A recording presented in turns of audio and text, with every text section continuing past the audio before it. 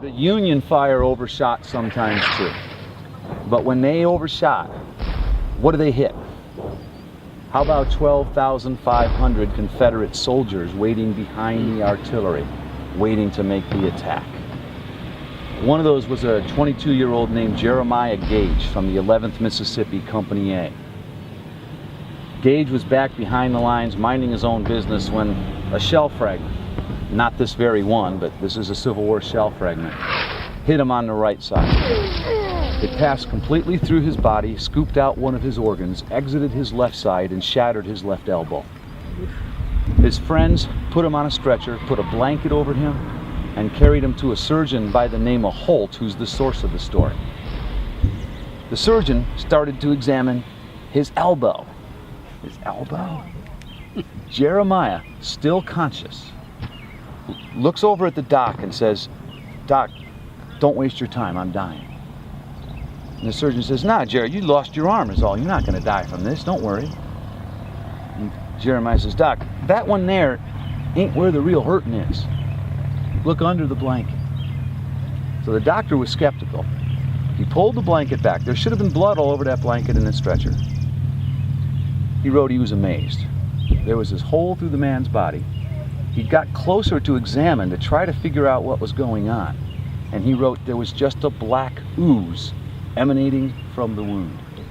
The theory was that it was so hot when it went through that it cauterized the blood vessels.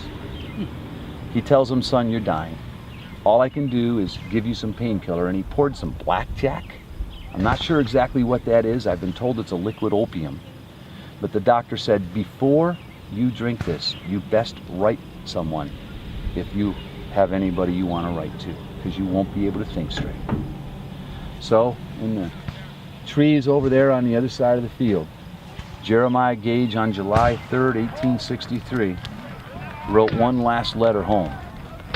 This is a copy of that last letter. Very shaky handwriting.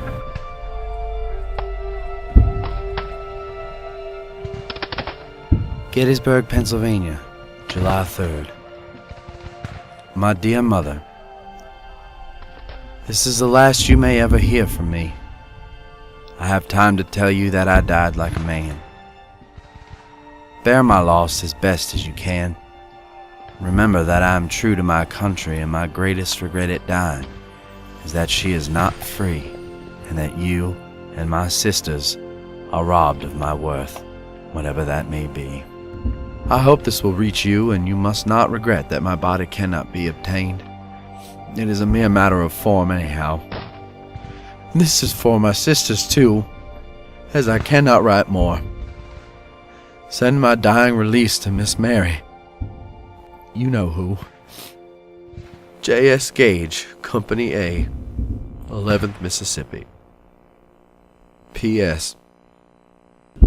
This letter is stained with my blood. When he was finished with the letter, he asked for that blackjack. He lifted it up. His friends were still there who had carried him in on a stretcher. He said, "Gather round me, boys, for one last toast. I shan't be offering any of this to you." And he drank it down.